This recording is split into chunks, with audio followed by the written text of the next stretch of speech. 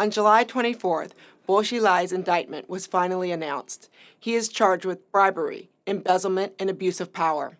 The trial date has not been set, although many are speculating that it will be held in August in order to wrap this up before the Communist Party's fall plenum. The trial and conviction of Xilai, a top leader that was at one time slated for a position on the Politburo Standing Committee, will finally put an end to the drama that started in February 2012 when Wang Lijun, Bo's former police chief in Chongqing, fled to the U.S. consulate in Chengdu. The Bo scandal shook the Communist Party prior to the power transition late last year, shedding light on the internal political struggles which are usually kept behind closed doors. Not only did the scandal divide the leadership, but it also sparked a debate on the direction of political and economic reform. After all, Bo's Chongqing model of development, emphasizing the economic viability of the interior as opposed to the traditional export-oriented coastal model, was one that in as late as 2011 was heralded as a success by the central leadership itself. Now that Xi Jinping has officially taken on the reins of power, he has visibly sought to curb corruption in an effort to bolster the party's image and restore public confidence. Just this week, he announced his latest move to stem corruption and excess by halting the building of government offices for 5 years. Similarly, he came into office vowing to crack down on the lavish spending on banquets and other government events.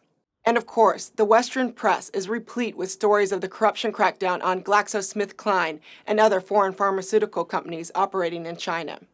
The indictment of Bo is another highly visible example of Xi's campaign to take down, as they are saying in the Chinese press, both flies and tigers. The Xi administration will use this indictment to exemplify its success in taking down even the biggest of tigers, even though the Bo drama started almost a year before Xi took on the mantle of power. With the slowdown of the economy taking center stage, a lot of attention on the Bo affair has faded away, much to the benefit of the central government. While Xi wants to spotlight his stance on corruption, there is still lingering support for Bo, who spearheaded Chongqing's impressive growth, cracked down on organized crime, and was known for hearkening back to Mao and a red culture.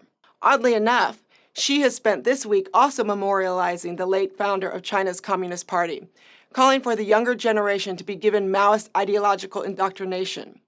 Mao remains a powerful, if controversial, figure that leaders like Bo and now Xi use to drum up popular and unifying sentiment. Xi is still in the process of consolidating power, and rifts between conservatives and reformists remain. The economic slowdown not only sheds light on the weaknesses of China's economic growth model, but also threatens its political foundations. With this unstable mix, the central government is hoping to finally put an end to the Bo drama before the Communist plenum in the fall, where the party will tackle difficult economic issues.